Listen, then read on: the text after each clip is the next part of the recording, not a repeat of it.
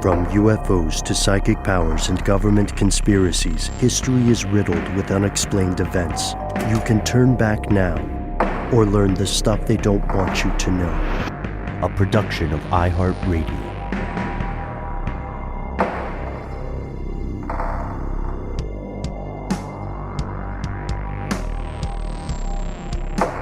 Hello, welcome back to the show. My name is Matt. My name is Noel. They call me Ben. We're joined, as always, with our super producer, Alexis codename Doc Holliday Jackson. Most importantly, you are here. That makes this the stuff they don't want you to know in the United States. This is Thanksgiving week, and as we always like to say in our listener mail segment, we are so thankful, fellow conspiracy realists, that you have joined up with us. We are going to have follow-ups to the Tyson recall. We're going to answer or explore, would be the more accurate term, some questions about global history. And before we do any of that, or on the way to doing that, we thought we'd switch it up and listen to some voicemails. Yeah, which includes some of those topics. But guys, before we even do that, this week on Strange News, we talked about a little airplane incident where a plane had to turn around because of some damage to some windows.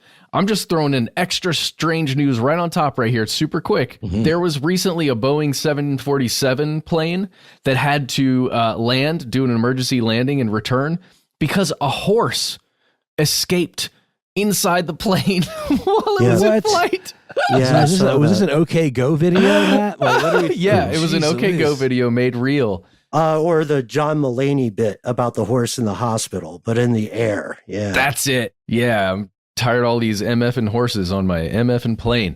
Anyway, you can actually go, there are a couple places you can go online to hear the air traffic control audio of the horse escape moment. So do check that out. Can lead a horse to, never mind. Moving on. All right. Hartsfield-Jackson Airport is, I guess, where you'd say. So yeah, let's jump to the phone lines, and we're going to hear a voicemail that is a response to the strange news segment we did on the chicken nuggets recall. Horrifying thing. Ben, just before we get into it, let's go quickly give a recap of what that story was about. Sure. The giant food manufacturer Tyson recently recalled a great deal, well, not a great deal, but a significant amount, 30,000 pounds or so, of chicken nuggets, specifically the roughly dinosaur-shaped Fun Nuggets. Due to it was voluntary recall due to a small amount of pliable metal particles found contaminating the nuggets. Yeah. Look, they're pliable. What's the problem? Yeah, it should be fine. No, but there were actual injuries, right, associated with this recall. It's a serious thing. We just had somebody call in with some more information on it, with some experience. So here's a message from Lord of Enjoyment. Yes, this is the Lord of Enjoyment calling. I'm calling about you guys can use my voice and everything, by the way. I'm calling about the chicken nugget recall. I'm a truck driver. I've been driving refrigerated food and freight, I guess, for a few years all over the country from all different shippers and receivers, Tyson being a pretty frequent one. So these people put out like the article that it's 30,000 pounds of the chicken nuggets that got recalled. One trailer of chicken nuggets or meat or of anything is about 40 to 45,000 pounds. So that's less than one trailer load of chicken nuggets. And one small plant could have like, I don't know, hundreds of trailers going out every single day, 24 hours a day. So that's like literally nothing. That's not even a day's worth of chicken nuggets that they send out from one small plant. And there's like, who knows how many plants that are like massive. So it's not really that big of a thing. And also about the chicken strips and the Tyson plants closing a year or two ago, that was due to a hacking incident where they were shut down because their infrastructure was compromised, like their software and everything. It wasn't due to like demand dropping or anything like that. So, yep, feel free to call me back. Feel free to use my voice. Enjoy, everybody. That is illuminating, because I had no sense of the scale of this kind of operation, and it also makes it make sense where it's like, okay, this one batch got compromised, right? Well, yeah, exactly. I think the scale is the thing. when you try and visualize a plant that produces the stuff that becomes chicken nuggets, in my head at least, and I've seen the documentary footage, right? How it gets made. How it's made, yeah. How it's made and all that stuff. Like, I see the scale within the factory, but I don't imagine that much is pumped out and sent out to stores every day from one plant, right? No, I certainly didn't, but it makes sense now. But then it becomes a matter of, okay, let's say we've got one truckload of contaminated product, right? Where did that truck go? You could probably track that, it seems like, right? And you'd be able to just recall that one truckload rather than putting out a whole like warning to everybody. One would imagine. I suppose it would, to your point, Lord of Enjoyment, I suppose it would depend upon how many or how the plant distributes the product into trucks. Right? Oh, yep. That's a good point, because they could be coming off of multiple different lines and then sort of converging into like a chute that then is dumped into the truck. Again, this is not how it's done. They have to be refrigerated and packaged and all of that stuff. But you guys, have you ever gotten a foreign object, ingested a foreign object from prepackaged food or from like to-go food? Ingested? I don't know. Or come close to. Yeah. Perhaps come close to, like where you caught it and then you pulled it out of your mouth. Yeah. Yeah, same. It's terrifying. I once pulled like a staple out of some sort of to-go food. You got to stop ordering the staplers. I know, Taco it's Bell. true. It's true. But like, that's terrifying. And I understand how it's more about the optics of doing the massive recall than it is about maybe the smaller recall would do the trick. They need to make a big show of it because they're banking on people really taking their word that they're never going to let this happen again, or they're like doing the big move to make this go away. I think it's really funny. If you guys have ever been to IKEA, they post all their recalls in the giant elevator. There's like an elevator, like a big one that you can take your giant flat packs and stuff in. And there's always tons of little posted flyers talking about the items that they have recalled. And a lot of times it's like contained rocks, like it's really funny how candid IKEA are about their recalls and how they put it, like post it in the store like that. But it's because of optics, I guess. Well, yeah, it's like we talked about on the Strange News episode. If you imagine you're Tyson, you cannot take the risk that somebody else is going to get metal, right? They're in their child's mouth by giving their kid a product. That's really, really freaky. And the note, I don't even remember what Lord of Enjoyment is talking about with the Tyson plant closing down the chicken strips plant. It must have been when we did that episode on is there an attack on the food supplies? It's possibly referencing that. Also, Lord of Enjoyment, I think you're referencing some of the previous mishaps that Tyson experienced. And going back to the issue of scale, after a certain threshold, you have to accept that there are just going to be bad things that happen, right? That's why the FDA is saying it's okay to have a little bit of rat poop in cereal, not a bunch, you guys, but we know mistakes happen.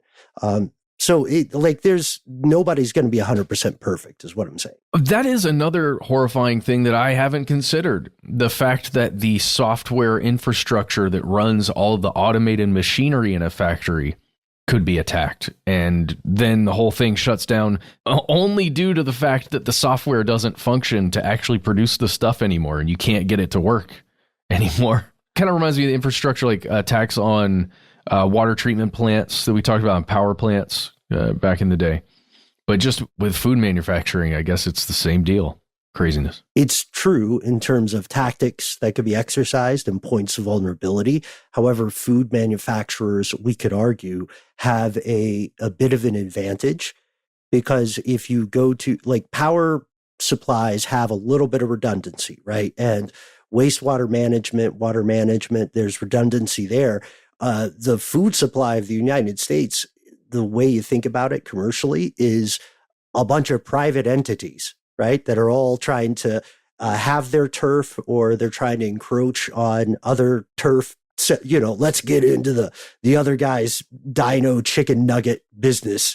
Slanging nuggets. Right, slangy nuggets. So they're all incentivized, I think, to have their own kind of order of operations as much as possible. So like if someone flipped a switch for some reason, let's say there's like a terrorist group that just wants to bring down Tyson Foods. If they do that, there are going to be other things, other entities that sell the same stuff that's just not Tyson. You know what I mean? Yeah. So the food supply is, I think, a little bit more secure. Oh, yeah, you're right. I think I'm just imagining a coordinated effort to attack the food supply if you hit factories like that. There was the fear, right? Like in 2022, the fear was that food factories were under attack, but it felt more like a physical threat, right? At the time. In this case, it wouldn't have to be physical at all. It could be virtual, which is creepy. I mean, hell, the computers probably also, I think you're already saying this, and sorry for being redundant, probably control the mixture, and the way the ingredients are blended and like all of that stuff. So you could like throw the ratio off or like, over deliver on one ingredient to make the thing like completely made of like fat or so, there's like a million things you could do. Well, then the company wouldn't be able to package it and sell it. Right, because they're at every factory that creates a food product, they test the line, right, from the line of the product. So, to the degree that they are legally required to do so. Yeah, that's a really good point, Ben. They test the chicken nugget slurry. Oh, jeez. Oh, hot dogs come from us. Oh, we'll get to it. Yeah, hot dogs. All right, well, that's it for this segment. We will be right back. Thank you so much, Lord of Enjoyment, for letting us know about all of that stuff, giving us that insight. We'll be right back with more messages from you.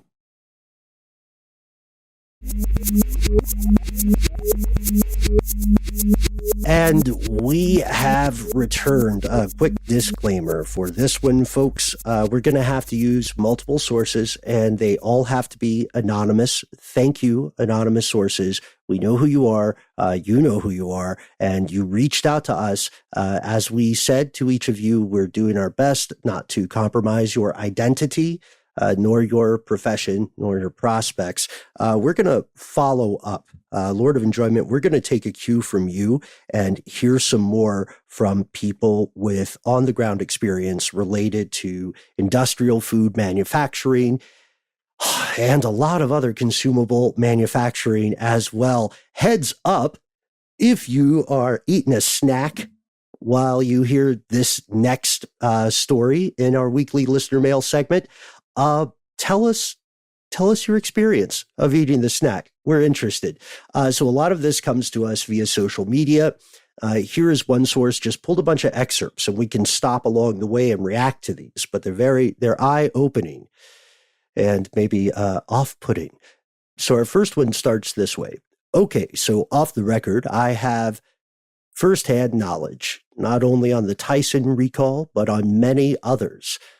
This source is responsible for a specific type of equipment, a couple of types of equipment that are used in production lines.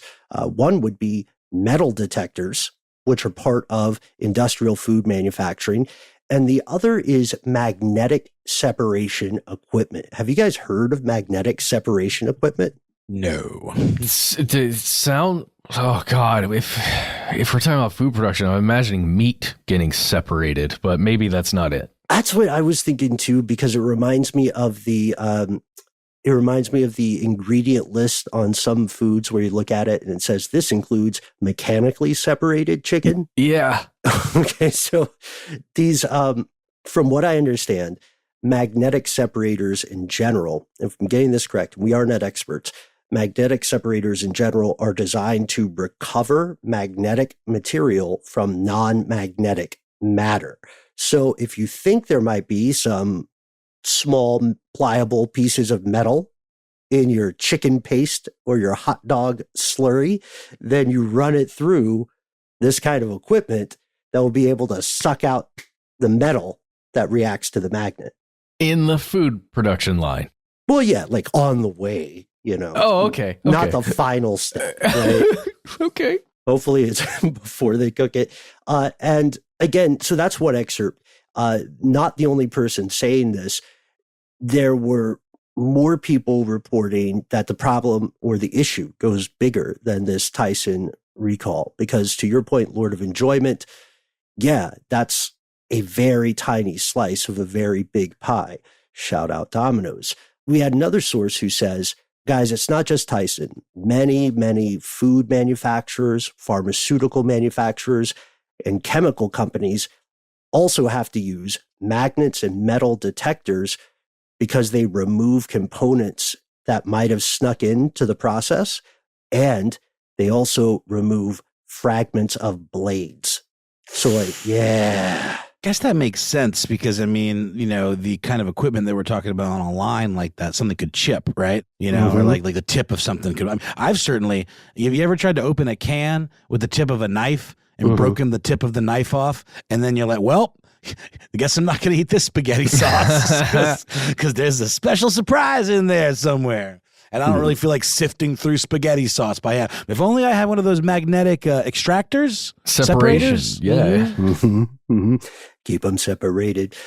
Shout out to, who is that? What was that band? That is The Offspring. PhD in chemical engineering. And a hot sauce impresario. Oh, many things. Regular Dolph Lundgren. That guy. So, Dolph I was about to say regular Diddy Kong, and I meant P. Diddy. Sorry. Carry on. These are perfect. These are examples to aspire to. So we also learned from someone who is in the business, a different source, who said, here is how this is a business. Because one of my questions was, is this not rarefied air? You know, like there are a few big companies who make most of the processed chicken in the US. Are there not just a few companies who do like compliance with these kinds of standards and safeguards? It turns out that the way a lot of these folks get business is they read super sexy government reports on a pretty regular basis coming from the FDA. If you were recently reading a book and you thought, this is too good, this is too much of a page turner, I need something to help me sleep, and I'm worried about contaminants and melatonin, then we highly recommend for tonight's Reading Rainbow segment that you check out the Food Defect Levels Handbook published on FDA.gov. It is not a page turner, and it will help you find some slumber, I think. Oh, dude, this is Title 21. Yes, this is. Matt's a big fan of Title 21. Yeah, I don't know what that. I don't know what previous episodes. Wasn't that something politically in the news, like Title 21? Maybe I'm wrong. I don't know. It's like whenever there's a slow news day or a particularly meme level story that goes viral, then that's when we get inundated by this very specific governmental language. And I've got to be honest, I don't know about you guys, but I forget a lot of it because so much of it sounds so very similar, you know? Title 21 is the thing, maybe I'm wrong, it's the thing that we reference, or we talked about at one time. Oh gosh, it was Agenda 21 or something like that, but then there was a real thing called Title 21, which has to do with the allowable amounts of horrible stuff in food products, right? And Agenda 21 is a United Nations thing. Yes, exactly. Guys, it's like sports jerseys. You got to differentiate your numbers, okay? You're confusing the fans. So, shout out Pusha T. So actually, that makes no sense. I'm shouting out a line from Pusha T's Diet Coke song, which is great. You guys would love it. So let's continue with this idea. This tells us that there's an entire industry of people who are, one source called it ambulance chasing. They're waiting for the FDA to publish a cavalcade of recalls. And then they go to these companies and they say, hey, I heard you're having a hard time, buddy. You got some like blue rubber pieces? You got some metals in your nuggets? That'll cost you extra. Well, AP is sure interested in that, or they would be. So it's weird too, because the companies, the reason, Matt, in that earlier thing you said, the reason we had to point out these companies are doing exactly what they are required to do by regulatory bodies. There's a source that pointed out, look, I often hear about these companies after something has happened. They are reactive rather than proactive. Nobody is saying, hey, let's make sure that in, the next 5 years, all our chicken nuggets are metal free. Let's do it right after something happens. And let's say, like, what's the good price to get us across the finish line this year? I know. Just shaking my head over here. Yeah, Matt's shaking his head over here. Noel, how would you rate your emotional state with hearing this? Indifferent. Yeah? No, shocked and or awed.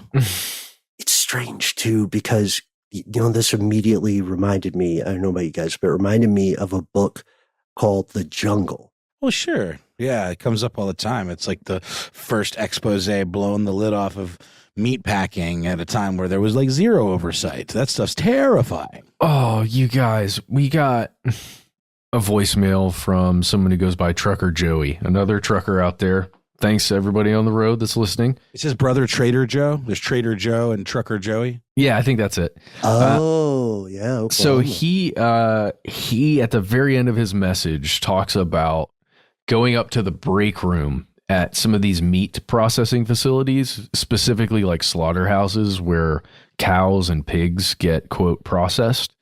And he describes this. Oh, I don't even want to say it. It's going to upset people if I say. He describes this blade that is like a V, like this really long V, that the pigs are just attached by their hoofs, their feet, as they go up this conveyor belt, and their necks just kind of pass through this V that slices the whole thing off. It's just like because they're alive when it happens. It's not like they're dead before. Right. Wow.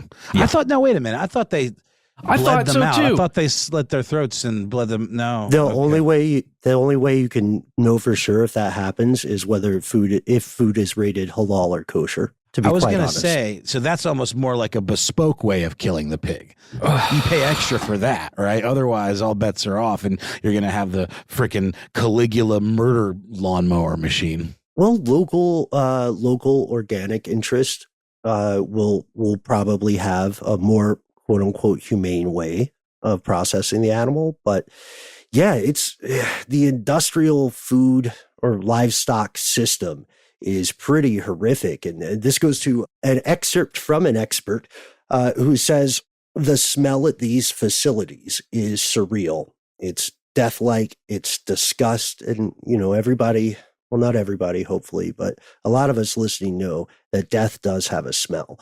And there's a necessity to this widespread horror, the argument goes, because it is feeding not just the United States, but the world in an intricately connected global network.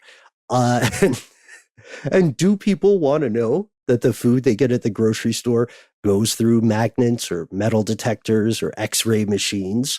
I think a lot of people, to your point, Noel, would probably be indifferent if it was seen as a safety measure and if you knew that resulted in less dangerous delicacies. I was being demure. I'm not actually indifferent. It's easy to get numb to this stuff because it does feel so confounding and out of your control. I feel you. There's one of the stories from a commenter that really stuck with me was seeing half alive birds on a process line. A process line being where, the food is going through. So somehow a bird. You missed a few. A bird. Yeah. That maybe it was a bird that wasn't supposed to be in the production line, the same way like dolphins might get snagged up in fishing nets. It's like when you get a onion ring in your French fries. Yeah. Yikes, only much more macabre. One of these is a pigeon wing. Right. And then what's the old line? Well, don't tell the other customers, sir. They'll want one too. They'll be jealous. Another example would be, because we did get a lot of responses for this. Another example would be Kraft Mac and Cheese had a recall from, I guess, one of their plants out in Illinois, and they were getting flakes of aluminum in the Easy Mac and Cheese cups because Kraft was using something to like pre-bake the product, and it was depositing aluminum flakes inside the actual mac and cheese. Y'all, boil some water. For the love of God, boil some water. It's not that hard. Yeah. I think we're all on board with that, in general. Actually, if you want to be super safe and a little bit Howard Hughes about it, you should just be boiling water all the time. We're very lucky to live in a place where you can drink it out of the tap. The last few things, the FDA, we talked about how they have a tolerated amount of insects. They have a tolerated amount of vermin feces or rat feces. I was not aware of this. They have apparently a tolerance for choke hazards. It is 7 millimeters by 25 millimeters. Like, otherwise you have to warn about it? Like, otherwise you have to do something. Okay. So that is just, if you want to take sorry, I've got a cat on me. We can keep that part in. That is 7 millimeters by 25 millimeters is pretty huge, especially if you consider that there would be younger people eating this stuff. You know what I mean? I'm going to read this to you because it's that time of year. Yeah. Oh, God. This exact FDA thing you're mentioning here, Ben. Mm-hmm. For apple butter, here are the levels. When it comes to mold, you are exceeding the limits of the acceptable mold. If there is a mold count of 12% or more, yeah, you're exceeding the rodent filth if there's an average of 4 or more rodent hairs per 100 grams of apple butter. Mm-hmm. And if there are an average of 5 or more whole or equivalent insects, not including, counting. Yes, go say it. No, you do it. Not counting. Not counting mites, aphids, thirps, or scale insects per 100 grams of apple butter. Because they're so tiny? I don't know. Well, there's probably a couple of court cases and email arguments about this where someone goes, look, okay, fine, if you add up all the mites, okay, I get it, but is that fair to American business? Oh my God, the broccoli stuff. Don't read this. Don't read this, everybody. Read it while you're eating right now. Get like a big can of like a stew, something with a lot of ingredients, Denti Moore perhaps, and read this. And also know that mammalian poop is separated sometimes, not mechanically, but regulatory separated from just rat poop. So rats are like the Kobe Bryant of pooping in your food. They've got mammalian poop listed here for cinnamon bark. Well, I mean, that just means it tastes like shit. It's just not very. No. Look, what's the takeaway here, y'all? We've all definitely consumed rat feces before. As far as a takeaway, we have mentioned this in the past. The one last thing I wanted to shout out before we do a takeaway is our source who said, look, hot dogs are made from a pumped hot dog paste, which is called slurry in the industry. So just think of that next time you have a hot dog. And now we get to our takeaway. Before we dive into a bit of heavier history, we would like to hear your stories of strange things you found in your food.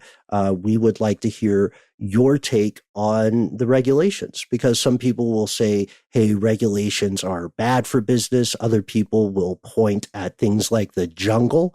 And what better way to end this story in our listener mail segment for this week by shouting out once again, Upton Sinclair. Dude, if he was alive, if he was on Twitter right now, I feel like he would have a hard time not saying, I told you so. We're going to pause for a word from our sponsors. We'll be back with one more message from you.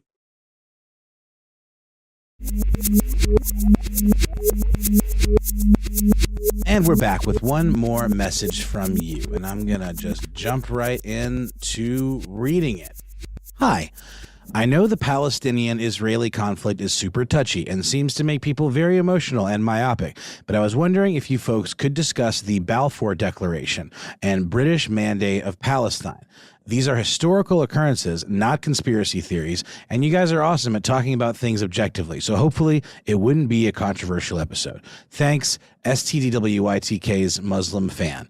I love the way that's written. It's like the implication is that we have one Muslim fan. I hope that's not true, but I do thank this listener for writing in and personally hipping me to a topic that I was woefully unfamiliar with. And I don't know, let's just address the elephant in the room. It's true. The Palestinian-Israeli conflict is super touchy and does make people very uncomfortable and can be very polarizing and hard to discuss because there's horrible things happening over there to women and children and people, civilians, who are getting caught in this crossfire that is a historical conflict between Israel and Palestine. And there seems to be a tendency to want to favor one side over the other, whether it be family ties, religious ties, ethnic ties, whatever it might be. And I understand that. But at the end of the day, both sides are pretty shitty and doing pretty terrible stuff. There's no question about Hamas at the very least and the Israeli government who have been doing things poorly for quite some time. It's a gnarly conflict that's very complex and very rife. And what's going on right now is inexcusable and really, really hard to see. And it's also hard to talk about because it is... There's almost an insistence to come down, on one side or the other, and to say this is what's right. These are who the good guys are, and I just have a hard time seeing quote unquote true good guys on either side. I think that Hamas is behaving and is conducting operations like a terrorist organization, but Israel is retaliating with such aggression and such just horrific violence and malice and disregard for, civilian life. I can't support them either. I don't know. But to our listener's point, I think it is a very interesting thing to just talk about the history of this and how far back this conflict goes and how it essentially resulted from imperialism, from or colonialism, I guess, rather, on the part of the British. And that, after World War I and because of certain promises and diplomatic, rewards, I guess, like, how things are divvied up, the whole idea of to the victor go the spoils. This Balfour Declaration is a fascinating piece of literature. It's a letter. And Ben, we talked about this offline. This is something that you studied in school, during your international affairs studies. And I was hoping you might lead us off. I've done some digging and research into it myself, but this is definitely something that's very much in your sphere of expertise. Yeah, sure. So on November 2nd, we just passed the anniversary of what is called the Balfour Declaration. In 1917, then Foreign Secretary for the British, a guy named Lord Arthur James Balfour, wrote a letter to Lord Walter Rothschild. And it's a very short letter.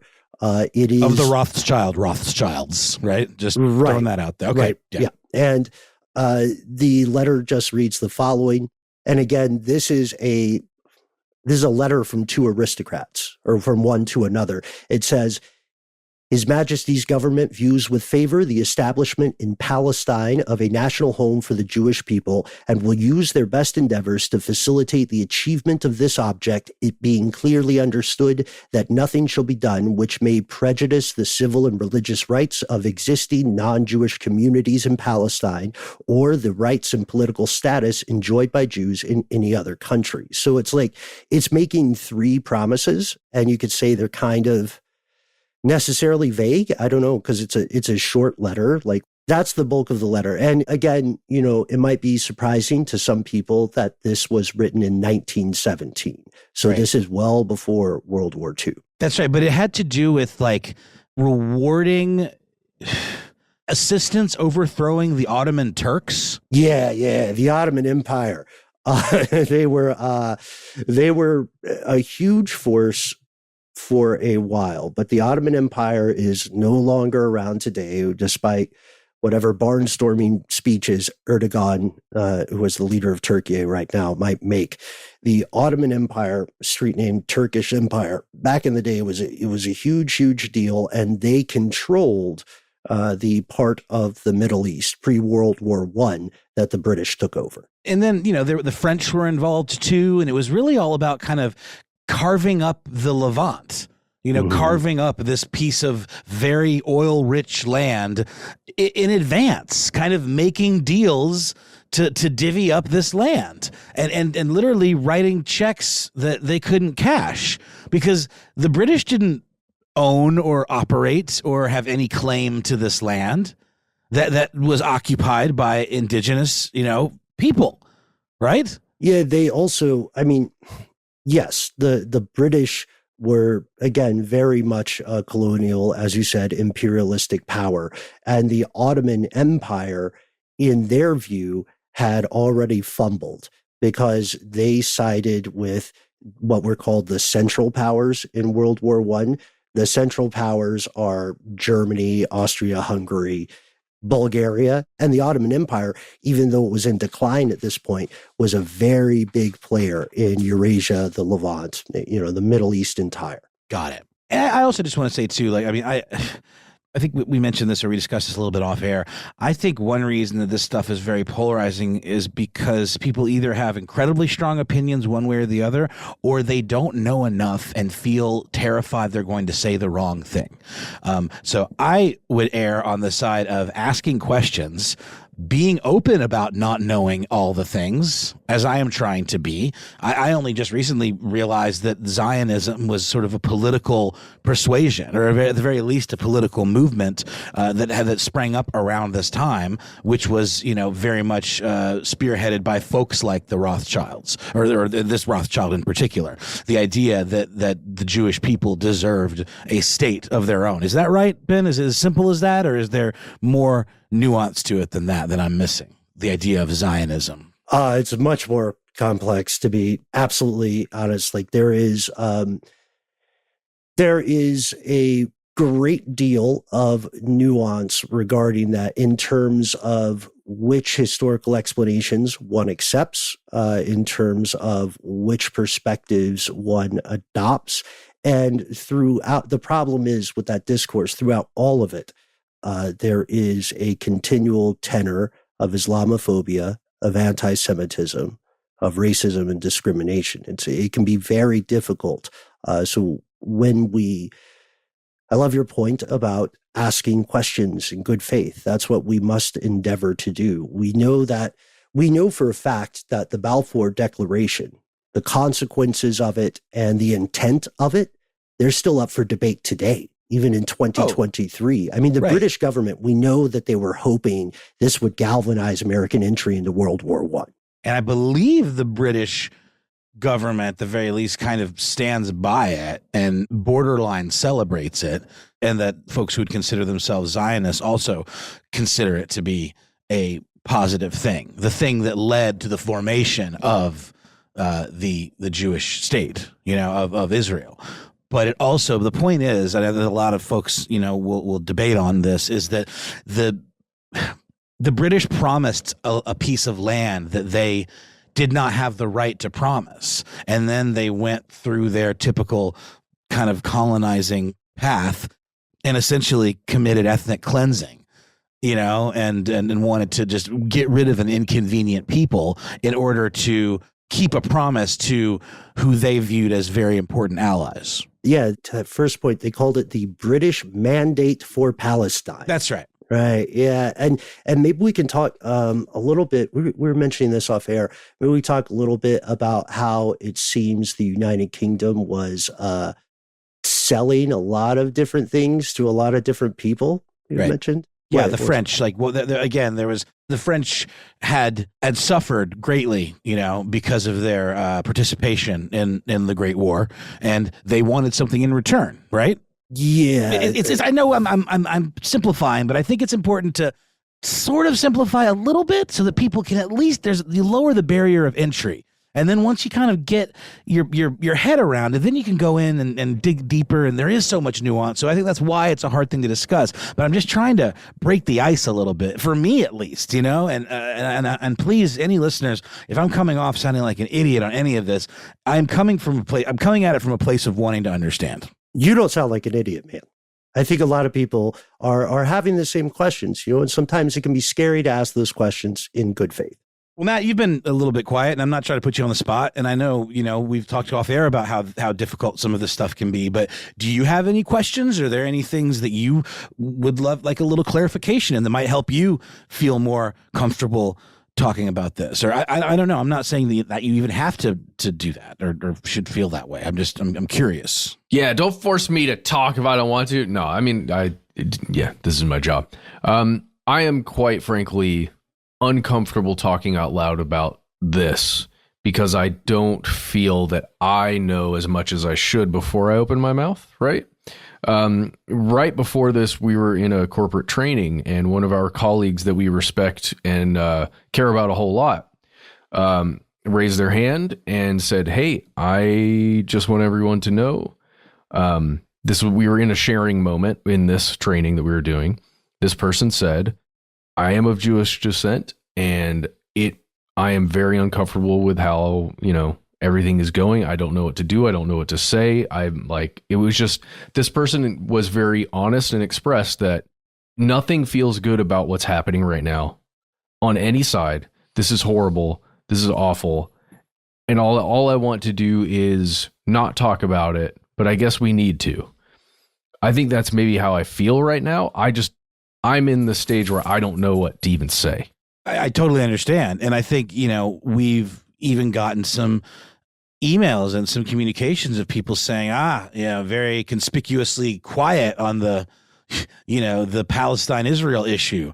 And first of all, people that's have not told true. us they're not going to listen anymore. Well, people have been first of all, in. That's not true. We have talked about it in ways that feel appropriate, but it also is so big.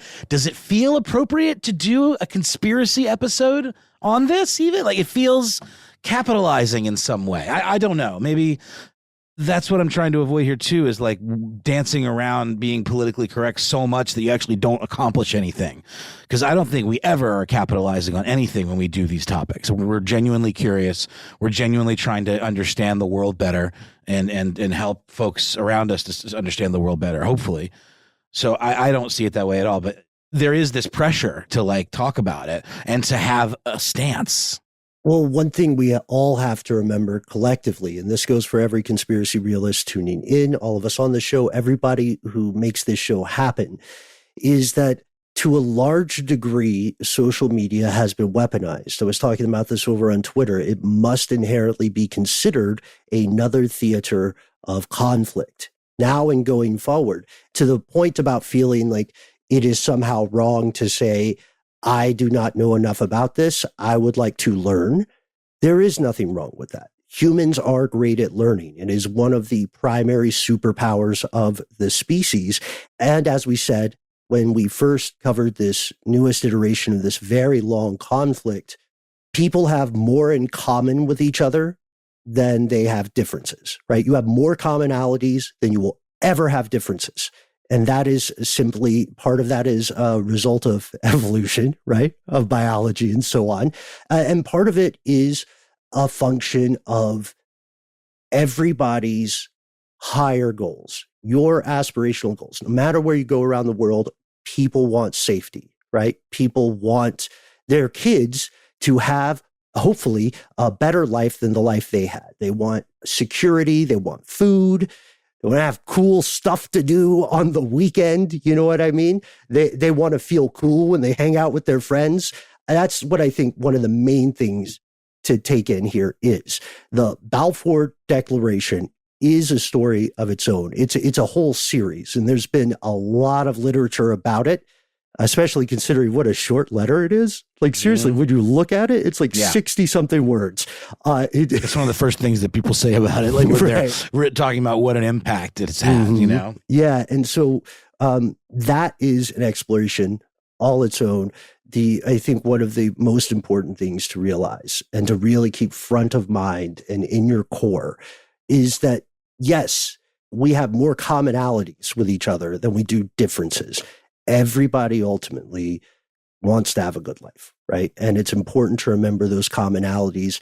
God, before 2016, I could have said it's important to remember those commonalities will always trump the differences. But whatever would be a better synonym than Trump at this point. No, I'm with you. And my kid just posted a thing about this. All this reposting and stuff. And people, I do kind of resent though the implication that people are saying if you don't speak up now, right this second, and say the thing that I want you to say in the way that I want you to say it, then you're part of the problem. I don't think that's fair. I think people can exercise empathy in lots of different ways, and help without having to stand on a soapbox. I don't mean to sound like anybody that's speaking out on this is soapboxing. That's not what I mean either. It's, I feel like I'm going to get dinged for literally everything that I just said, and that's part of the issue. It's hard, but I really hope this was in some way helpful. And to me, it was helpful to bring it back to the, learn about the history of it, learn about how a lot of these things, this conflict that's been just, metastasizing, for 100 years, started with self-important British, imperialist, bureaucrats just writing a letter and promising a thing that was not theirs to give. So thank you. Again, thank you to STDWYTK's Muslim fan. One of many. I would like to think so. It's true. I know it is. I know we've heard from many folks out there, but I really think this was very educational and an opportunity to talk about this in a way that didn't feel like, okay, here it is, the Palestine episode. You know what I mean? And not to say that won't happen once we get more information, once we have a real perspective. But I don't know. That's something that we'll have to all really discuss and decide whether it feels right. And of no relation to our East Palestine episode about the epidemic of train crashes in the U.S. So also, yes, thanks to every single conspiracy realist, thanks to the multiple anonymous sources who wrote to us with some somber and frightening experience in the world of industrial food and drug manufacturing, including thanks to Lord of Enjoyment. This is Thanksgiving here in the United States as this listener mail segment publishes. We hope it finds you healthy. We hope it finds you happy. And you know what? You don't have to eat turkey. Turkey is like a severely commodified thing of Thanksgiving. Perhaps a story for another day. We want to hear your thoughts. We try to be easy to find online. We do, and I think we are. You can find us at the handle Conspiracy Stuff on X, FKA, Twitter, YouTube, Facebook. We have our Facebook group. Here's where it gets crazy. We are the handle Conspiracy Stuff Show on Instagram and TikTok. Do you like calling people with your phone? Well, you can call us. Our number is 1-833-STDWYTK. When you call in, you've got 3 minutes. Say whatever you'd like. Just give yourself a cool nickname and let us know if we can use your voice and message on one of these listener mail episodes. Can't wait to hear from you, Hermit. I know it's incoming. If you don't want to do that, why not instead send us an email? We read every single email we get. We cannot wait to hear from you. Send us the pictures, send us the links, take us to the edge of the rabbit hole. We will do the rest. Conspiracy@iHeartRadio.com.